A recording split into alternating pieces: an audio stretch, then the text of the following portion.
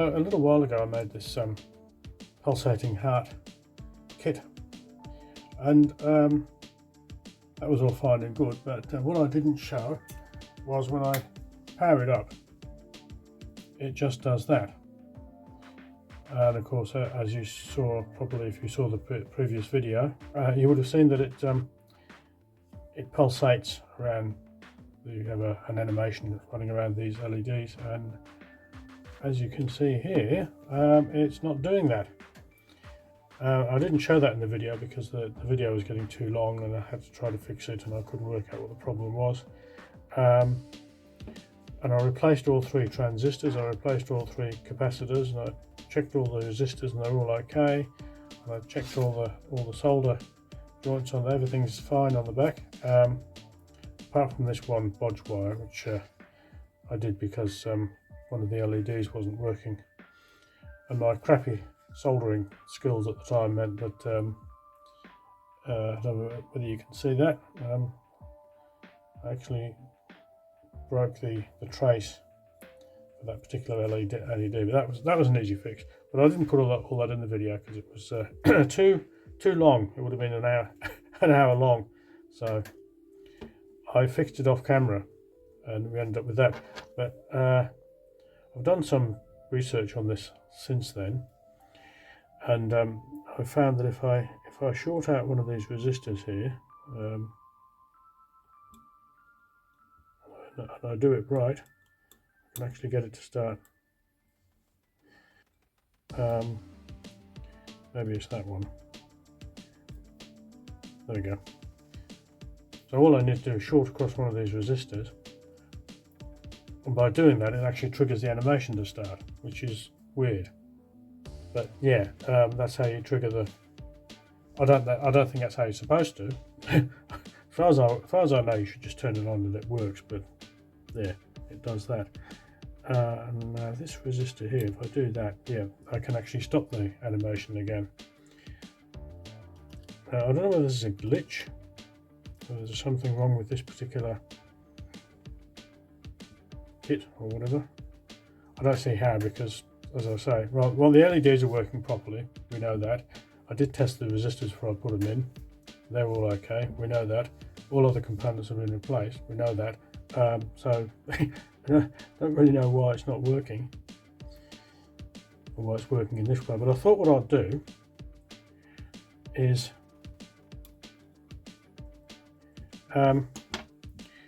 take advantage of this glitch or whatever it is, and add a couple of switches onto here, put them in this blank bit of the board down here, so you can press one button. I'm going to use these little push button switches, and so you can press one button to trigger the animation and press another button to stop it again, which I thought would be pretty cool. So I'm going to do that. Okay, so I've drilled a couple of holes in this to accommodate these switches. With a bit of an issue though, because that one is real close to that trace. There's not a lot of room around here. I thought there was when I looked first. I thought, oh, you can put a hole there, but by the time we drilled a hole big enough to accept the shank of the switch, it's quite a large hole. As you can see, it's almost severing that. I think this is the ground plane, because I've got a similar problem over here. And this one I've actually had to drill it through the ground plane, or whatever this is, but it's fine because there's still a connection there. This metal part of the switch there's no continuity between it and the switch contact, so that wouldn't be shorting anything there. And that one, I think I've got away with that. And in fact, if I turn it on, as you can see, it's still working, so that's all good. So what I shall do now is attach these switches, turn the bug into a feature.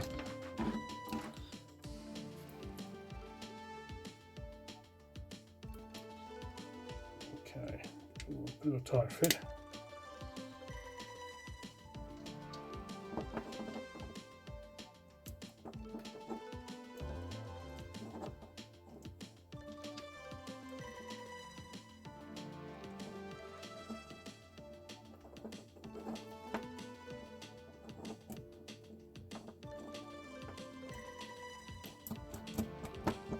Silly little things.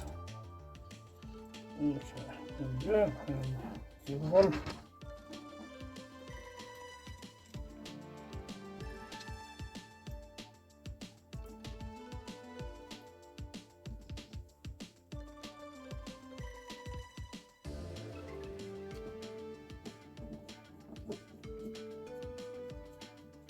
I guess I could have used smaller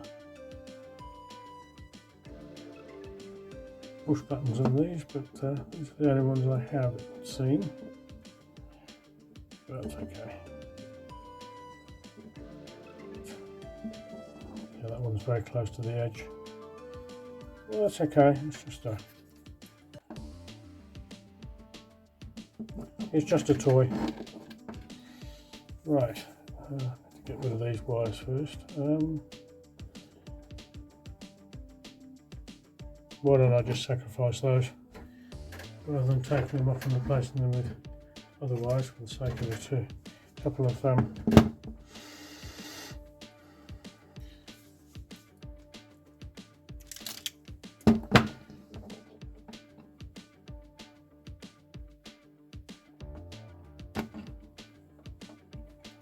right, so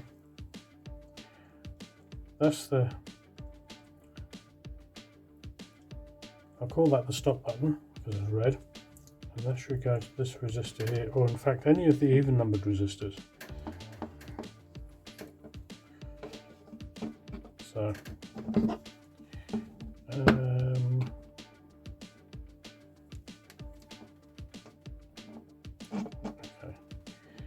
make these two a little bit shorter. Yep.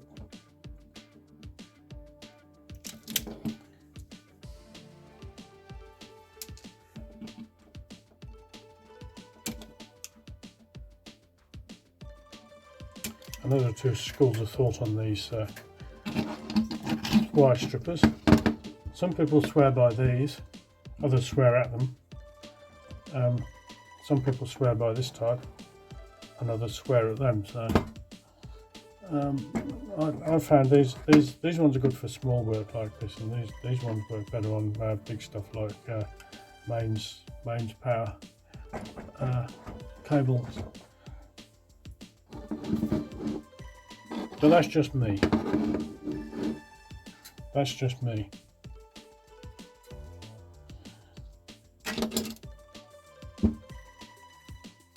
Right.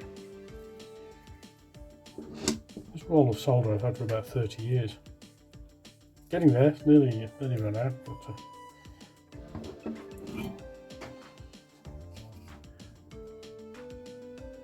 anybody who noticed me having trouble soldering with this thing before probably it's just okay. That's better. People are screaming at me saying this soldering iron's rubbish, which I've since discovered this bit's not as clean and as pristine as it once was, and I was having trouble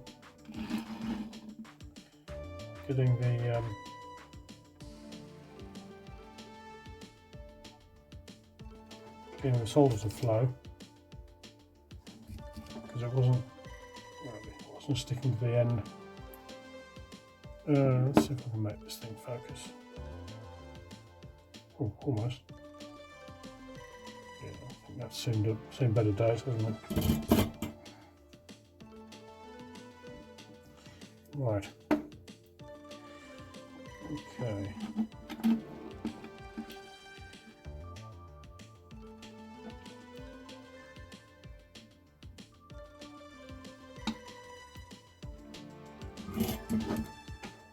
Turning into a bit of a Heath Robinson affair, this.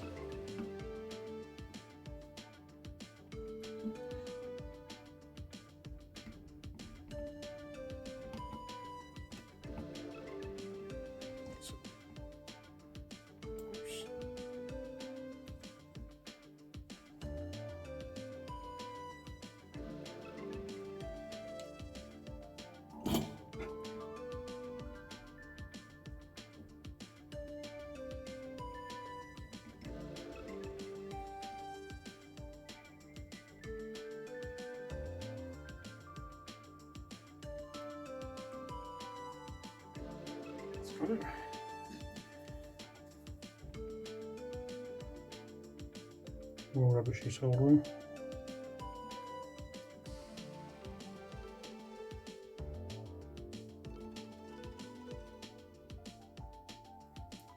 Okay.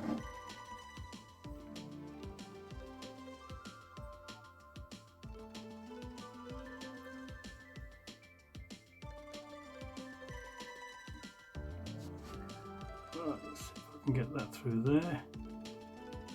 That's right. Much better than the other one.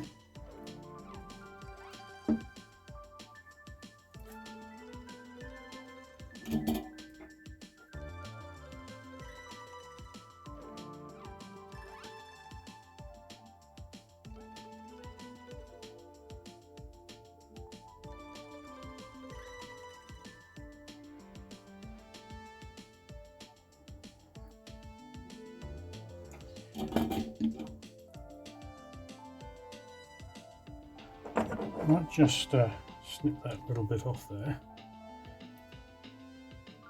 It's just a little too close for comfort. There we go. Right.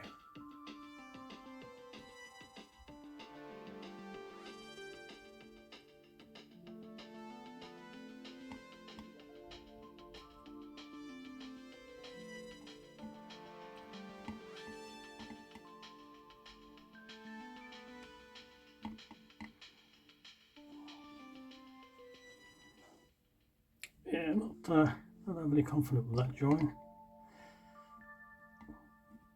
Ah, that's it.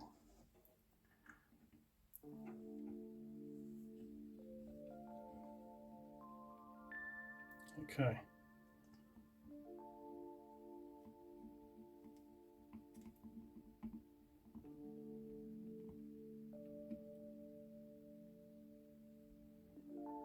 Right.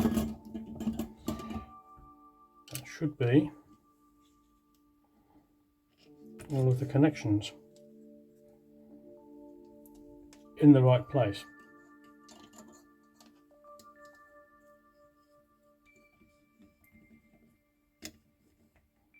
I don't need that on there anymore, do I? Let's move him down to the bench.